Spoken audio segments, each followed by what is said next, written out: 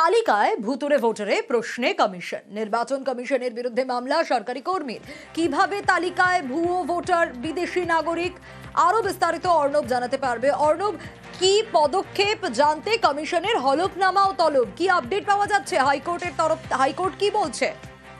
দেখো, জাতীয় নির্বাচন কমিশনের বিরুদ্ধে সরাসরি মামলা ঠুকেছেন আমাদের রাজ্যের সরকারি এক কর্মচারী এবং তিনি এই মুহূর্তে দক্ষিণ চব্বিশ পরগনার কাকদ্বীপে তিনি কর্মরত এবং তার অভিযোগ এভাবে বিদেশি নাগরিক এবং ভুয়ো ভোটার এই নির্বাচন কমিশনের ভোটার লিস্টে ঢুকছে বা বাদ যাচ্ছে, পুরো বিষয়টার মধ্যে নির্বাচন কমিশনের শৈথিল্যতা রয়েছে, অর্থাৎ শিথিলতা রয়েছে। তারা এ বিষয়ে একেবারে ওয়াকিবহাল নয় এবং তারা দেখছে না এরকম একটা ব্যাপার। পুরো বিষয়ে তদন্ত সিবিআই তদন্ত যেতে হয় এবং কমিশনের বিরুদ্ধে যাতে হাইকোর্ট নির্দেশ জারি করে কমিশন যাতে পদক্ষেপ ঠিকমতো নেয় সেই মর্মে তিনি মামলা করেছেন এবং সেই মামলার প্রেক্ষিতে আজকে কমিশনের তরফে বলা হয় তারা নিয়মিত ভোটার লিস্ট সংশোধন বা পুনর্মার্জন অর্থাৎ সেটাকে রিভিশন করার যে প্রক্রিয়া সেটা তারা নিয়মিত করে চলে।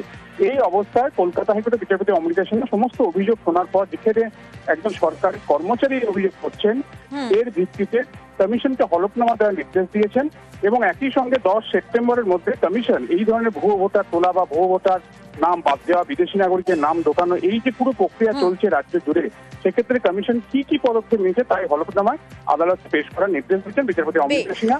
তবে সিবিআই তদন্ত হবে কিনা সে বিষয়টা পরবর্তী সময় বিবেচনা করে আদালত নির্দিষ্ট করবে, এমনটাও ইঙ্গিত দিয়েছেন বিচারপতি সিনহা।